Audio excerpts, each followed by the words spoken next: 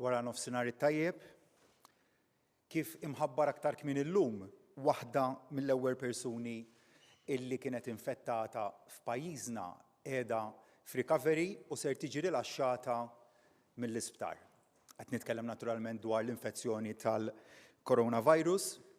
Infurmat ukoll illi it-12 persuna li sa issa rriżultaw pożittivi għal dan il-virus kollha jinsabu fi stat ta' saħħa tajjeb. Dan ikompli jikkonferma kemm għandna sitwazzjoni li tinsab taħt kontroll fil-pajjiż, kemm ma hemmx lok ta' paniku u kemm allura nibqa' nappella għal kalma. Dan huma riżultati li jikkonfermaw il-pożizzjoni li ħadna mill-bidunet illi ma hemm ebda lok għal paniku, illi l-poplu Malti għandu jibqa' kif inhu kalm, sitwazzjoni hija waħda taħt kontroll u qed insegwu s-sitwazzjoni kif qed tevolvi anke f'pajjiżi oħra minn ħin għal ħin. Nappella wkoll biex kulħadd jibqa' razzjonali fl-ħsieb tiegħu li kulħadd jibqa' jaħseb bil-kalma ma hemm ebda lok ta' paniku u li nibqgħu wkoll għaddejjin bil-ħajja normali tax-xogħol. Fl-istess waqt iżda nappella għar-responsabilità. Il-fatt li l-affarijiet huma kalmi, il-fatt li l-affarijiet huma taħt kontroll ma jfissirx li għandna nillaxkaw mir-responsabbiltà. Żammejna s-sitwazzjoni kalma u taħt kontroll għaliex il-poplu Malti flimkien u bħala poplu wieħed kien responsabbli fl-osservanza tad-direttivi illi tajna minn żmien għal żmien, kien responsabbli billi obda id-direzzjonijiet illi tajna u għalhekk nibqa' nappella anke f'dan il-mument li nifhem li iġib miegħu ċertu sagrifiċċju u ċertu livell ta' skumdità biex kulħadd jibqa' josserva ir-regolamenti u d-direttivi li nagħtu minn żmien għal żmien. Wara li rġajna isna s-sitwazzjoni kif qed tevolvi f'pajjiżi oħrajn ukoll dwar kif ir-rata ta' infettività qed tiċċaqlaq minn pajjiż għal ieħor, ser inkunu qegħdin inħabbru miżura oħra biex inkomplu nipproteġu s-saħħa tal-poplu Malti Wawċi. Nerġa' nenfasizza kif enfasizzajt f'dawn l-aħħar jiem li l-prijorità għalina bħala gvern tibqa' is-saħħa tal-poplu Malti u Wawċi kollu. Priorità li tibqa' fl-ewwel post f'kull ċirkostanza. Biex inżommu s-sitwazzjoni kontrollata u tajba kif inhi f'pajjiżna illum, l-obbligu ta' kwarantina obbligatorja, ġifieri l-kwarantina ta' bilfors se jkun qed jestendi għal dawk kollha li se jkunu deħlin f'Malta ġejjin mill-liema pajjiż ġejjin.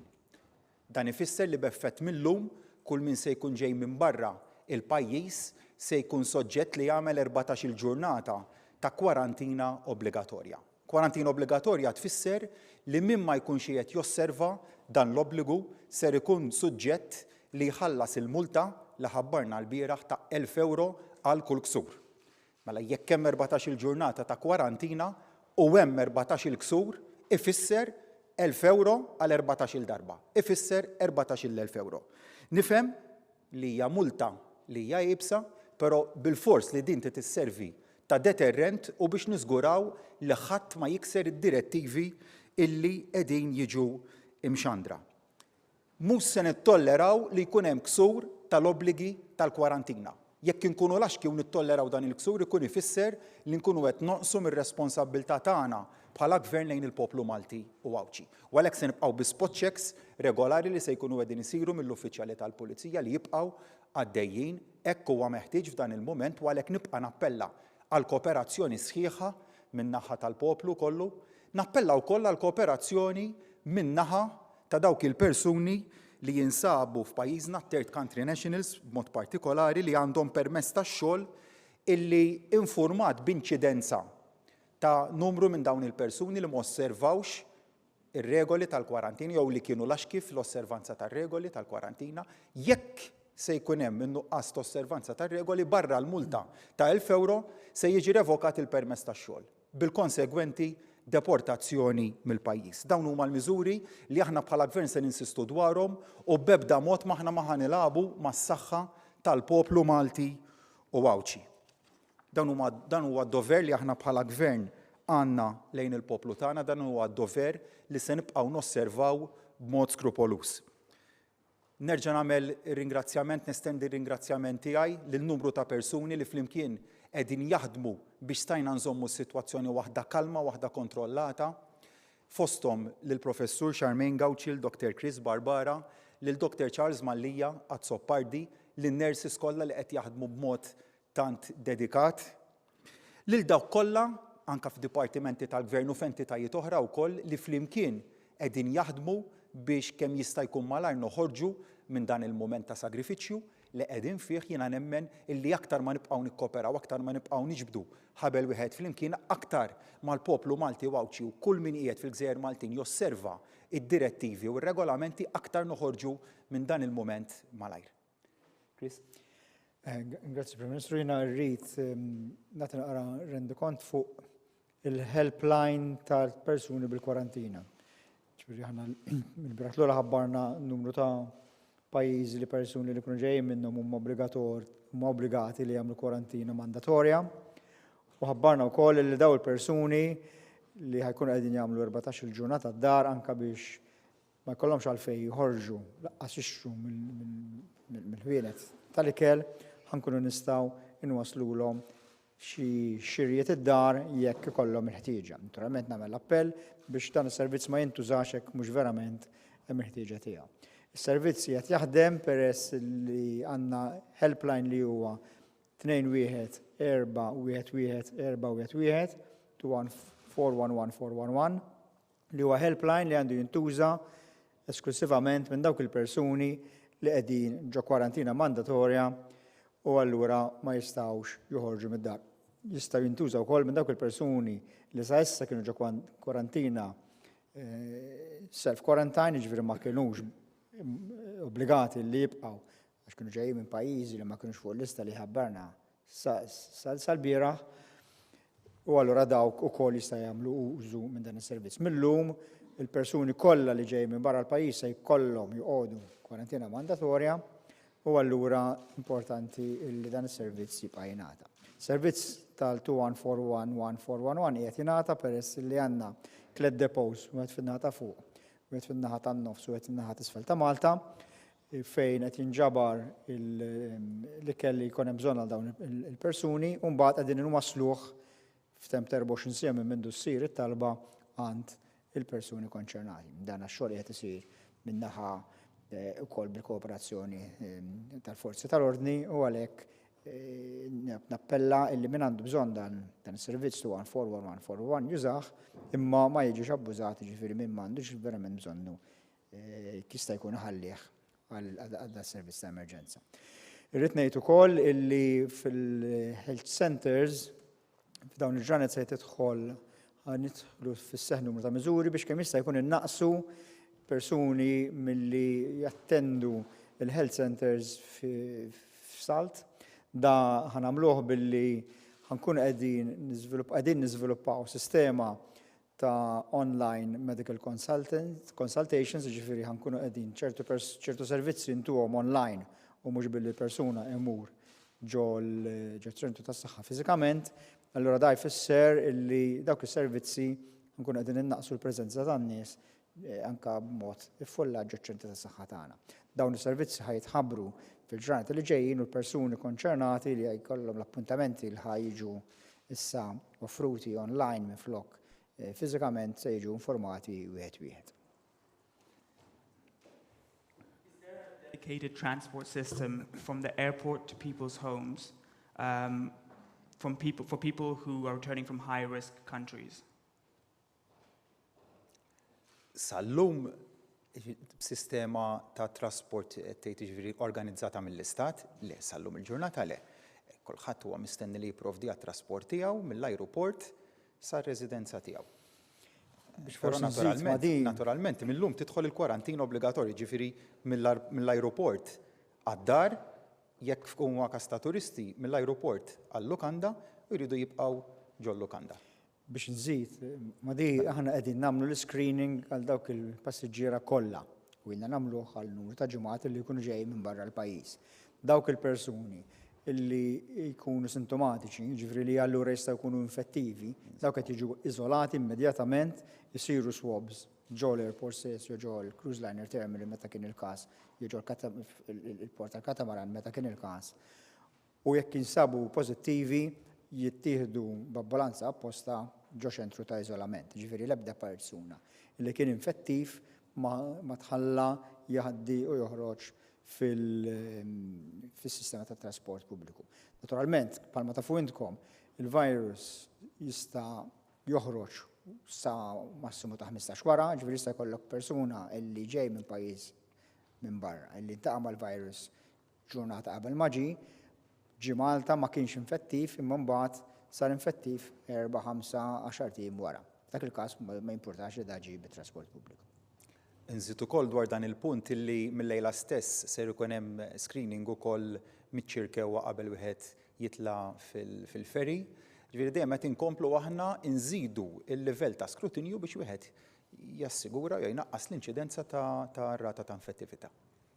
Prim Ministru, diversi assoċjazzjonijiet mediċi qed jappellawlek biex jitwaqfu immedjatament titjiriet minn European countries, eżempju l-Ingilterra. Għax is-sissada ma teħdiġ il-miżura u għax rati Maltin is-sissada ma d-dejjin għadu ma nalqux.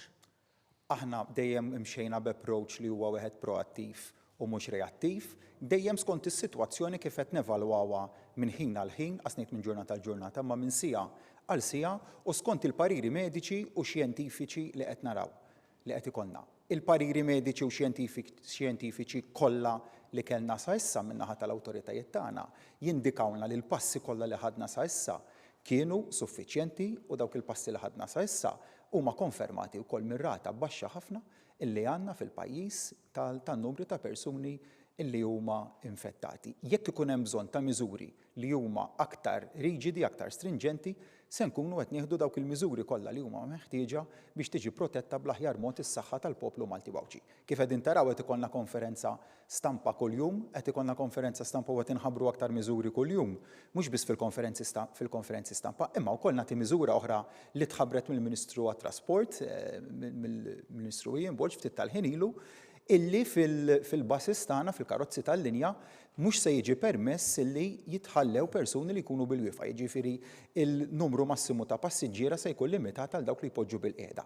Dawn huma miżuri li qegħdin nieħdu minn sija għal sija, lejla jkomplu jitħabbru aktar miżuri li se jkunu japplikaw għal ferry ta' bejn Malta u Għawdex fost dik li semmejt imma se jkun hemm miżuri oħrajn, jekk għadha filgħodu, jekk matul il-lejl kien hemm il-ħtieġa ta' aktar miżuri kif jindikawna l-awtoritajiet tas-saħħa u tal-public health tagħna nkunu qegħdin nieħdu kwalunkwe miżura li tkun meħtieġa. Prim Ministru, għamil taċċen inti għall-spot checks tal-pulizija li bdew mill-lum daw. Għandkom idea kemm saru sa issa spot checks u jekk instabx li kien hemm ksur tagħhom? Sa issa ma ġiex rapportat lilna la n-numru ta' spot checks u lanqas jekk kienx hemm ksur. Jekk se jkun hemm ksur, se tinħareġ il-multa u l-multa se tiġi eżekwita. Jiġifieri, min se jonqos se jħallas il-prezz tan-nuqqas tiegħu. Mhux qed ngħidlek b'suppervja, qed ngħidlek għaliex hemm dan id-dover lejn il-poplu Malti Wawċi. Jiġifieri huwa gostu pjaċir ta' ħadd illi jimponi multa f'ċirkostanzi bħal dawn, nifhmu, jiena nifhem b'mod ċar li hawnhekk mhux ċirkostanza ta' xi kriminal illi qed iwettaq rejat, imma ċ-ċirkostanza hija waħda sensittiva u kull min se jkun qed jonqos irid jerfa' il-prezz tal-emil tiegħu. Jiġifieri nifhem iċ-ċirkostanza, però in-nuqqas tosservanza se ġġor magħha multa li hija multa sostanzjali. Fil-każ ta' dawk il-persuni li qegħdin permess tax-xogħol f'pajjiżna se jkun ifisser li jitilfu il-permess tax-xogħol u allura jinħarġu mill-pajjiż. Will you be banning travel to other countries apart from the countries you've already mentioned a couple of days ago? Li miżura li ħabbarna llum mhijiex travel ban, hija miżura fejn kull min qed ikun dieħel fil-Gżejjer Maltin irid joqgħod għal 14-il ġurnata ta' kwarantina obbligatorja. Fl-istess waqt jiena nappella lil kulħadd nerġa' ntenni l-appell li qiegħed nagħmel b'mod konsistenti biex dak li jkun ma jsifirx jekk mhux għal bżonn u għal bżonn neċessarju. Mhuwiex il-mument f'dawn il-ġranet illi wieħed imur għal vakanza. Npoġġuha b'mod ċar ħafna mhijiex il-perjodu li wieħed jieħu l-affarijiet lightly qisu xejn mhu xejn, nappella responsabilità il-ħin tas-safar u żmien tas-safar jerġa' jasal, kollha kemm aħna jkollna l-opportunità li nerġgħu insifru mhuwiex dan il-mument iktar ma nieħdu l-affarijiet b'serjetà, b'responsabilità u b'maturità, aktar dak il-perjodu li l-affarijiet jerġgħu jiġu lura normal u nibqgħu għaddejjem bil-ħajja normalissima tagħna, iktar jiġi malajr dak il-perjodu. Does it concern you that parents are still taking their children out, for example, for supermarkets, even to playgrounds? So even though schools have been locked down, they're still concerned? Domanda importanti ħafna. U żewġ punti li konna din diskutu ftit tal-ħin ilu. L-ewwel waħda dwar supermarkets. L-appell li għamilna l-bieraħ kien illi ma jkunx hemm persuni li jinġemgħu folol, la fil-miftuħ u lanqas fil-magħluq. Is-supermarkets hija realtà illi inti għandek numru ta' persuni illi qegħdin jinġemgħu fi spazju li huwa wieħed konfinat. Nagħmel appell li m'hemm ebda bżonn u ħtieġa li persuni jmorru jiġru f'supermarkets u jistokjaw u jixtru, m'hemm ebda lokal dan l-allarm, m'hemm ebda lokal dan il-paniku, stoks ta' ikel kien hawn, għataw u se jibqa' jkun hawn b'mod suffiċjenti u f'dak ir-rigward il-ħajja ħad tibqa' għaddejja b'mod normali. Jiġifieri nagħmel hemmhekk dan l-appell, intenni dan l-appell m'hemmx lok li wieħed joqgħod jagħmel queues f'supermarkets, il-ħajja hemmhekk se tibqa' għaddejja b'mod mill-aktar normali. Fl-istess waqt ukoll qegħdin niddiskutu miżuri bħalissa stess għaddejjin diskussjonijiet sabiex in-numru ta' persuni li jinġemgħu f'ħin wieħed ġo supermarket jitnaqqas kemm jista' jkun possibbli. Għaliex ma jkunx jagħmel sens kif għattajjeb inti illi ngħidu flok ta' divertiment ma jkunx hemm numru ta' persuni li jkunu miġmugħajn flimkien. Imma fis-supermarket ikollna dik is-sitwazzjoni. U allura hemmhekk ukoll qegħdin f'diskussjonijiet biex nevitaw dik is-sitwazzjoni u filwaqt li kulħadd jibqa' jagħmel ix-xirja tiegħu b'mod normali u b'mod regolari inqasmu n-numru ta' persuni li jkunu ġewwa supermarket jew ġewwa post konfinat fl-istess ħin. L-istess rigward it-tfal. Il-miżura biex jingħalqu l-iskejjel kienet intiża biex ma jkollokx numru ta' tfal li jkunu viċin xulxin fl-istess ħin u allura biex titnaqqas ir-rata ta' trasmissjoni. Sa jekk ix-xift se nagħmluha mill-iskejjel għall playgrounds, allura ħankunu waqajna fl-istess problema illi l-bieraħ kulħadd kien warajna illi kellna nagħmluha biex nevitaw iċ-ċirkostanza ta' trasmissjoni tal-virus. U għalhekk hemmhekk nappella responsabilità tal-ġenituri kollha illi nifhem li tfal ma tistax iżommhom il-ġurnata kollha magħluqin ġewwa d-dar, imma fl-istess waqt ma ninġemgħux li jkollna tfal miġmugħajn ġo playgrounds fl-istess ħin għaliex inkella l-iskop kollu li jalaqna l-iskejjel ikun intilef. Mela, kemm hemm kollox persuni f'kwarantina mandatorja? X'inhuma kemm hemm nies li ġew repatriated minn high-risk countries fuq flights, jekk forsi tista' tgħid numri u mill-liema pajjiżi ġew, u jekk hemmx qed isirux diskussjonijiet dwar possibilità ta' lockdown. Figuri m'għandix, figuri ta' kemm Nipprovdu mhux problema tal-figuri. Offhand m'għandix imma nkunu nistgħu ntuhomkom aktar tard. Għandna ġifi ma tkunkom. Kif qal il-Prim Ministru, il-sitwazzjoni tridu noħduhom one step at a time. Ġifieri aħna apart il-pariri ta' x'nagħmlu minn ġurnata l-oħra, qegħdin nagħmlu wkoll għandna esperti li qed jagħmlu modeling ta' dak li qed jiġri f'pajjiżi oħra u x'jista' jiġri f'Malta. U jista' jkun li s-sitwazzjoni tal-coronavirus mhix sitwazzjoni ta' ġimgħa jew ta' 10 ijiem, imma tista' tkun sitwazzjoni ta' xhur. Ġifieri aħna rridu l-miżuri li nieħdu jridu jkunu miżuri illi ma jkunux drastiċi esaġerati fl-ewwel ġranet illi mbagħad irridu nsostnuhom għal ġimgħat sħaħ. U allura iva jista' jkun hemm li naslu f'dak il-punt maħniex hemmhekk sa issa full curve ta' tixrid ta' virus li għandna ġol pajjiż. Tinsiex illi sa issa l-infezzjonijiet kollha, u nenfasizza li sa issa x'ma nistax ngħid se jiġri sa llejla. Sa issa l-infezzjonijiet kollha, n-nies infettati kollha li kellna ġew Malta huma kollha importati minn barra l-pajjiż. Qatt m'għandniex trasmissjoni sostnuta ġew Malta illi ovvjament meta jkollna dak is-senarju il-sitwazzjoni tkun diġà bdiet tinbidel. Prim Ministru, nies li jiġu minn barra jużaw taxis, forsi trasport pubbliku u jkunu anke f'postijiet pubbliċi għal żmien qasir. Kif ħajkunu mistennija li jaslu sal-kwarantina dawn? Domanda li hemm differenza bejn xi ħadd li jkun ġo kwarantina u xi ħadd li jkun iżolat għax ikollu l-mikrobu. Ġifieri aħna għalhekk qed nagħmlu l-screening fil-point of entry tal-portijiet kollha biex dawk illi kollhom ir-riskju li jkunu infettati u allura infettivi naqbduhom qabel ma jħoġġu fit-taxis, fil-postijiet pubbliċi u fit-trasport. Min ħajjoqgħod kwarantina qatt m'għandux ħafna drabi m'għandux il-mikrobu, kull ma kien possibilità li jkollu. U anke jekk kollu jkun għadu ma ħareġx u allura mhux infettiv. U laqas nkunu nistgħu nikkonfermaw li għandu għax ikunu nistgħu nafu li għandu biss meta jibdu jħorġu l-sintomi. Ġifieri inutli tagħmel test swab fuq persuna li għadu mhux sintomatiku. għax jiġi negative, u mbagħad isir positive biss la darba jkunu ħarġu sintomi. Allura il-mod kif qegħdin naħdmu aħna li niskrinjaw biex naqbdu dawk il-persuni li huma sintomatiċi u nikkonċentraw fuqhom u l-oħrajn li mhumiex inżommuhom kwarantina biex jekk joħorġ l-infezzjoni tagħhom ikunu diġà iżolati, huwa mudell li jagħmel sens, huwa l-mudell l-aktar iżomm nies b'saħħithom u nies il-bogħod minn persuni li jkunu infettati.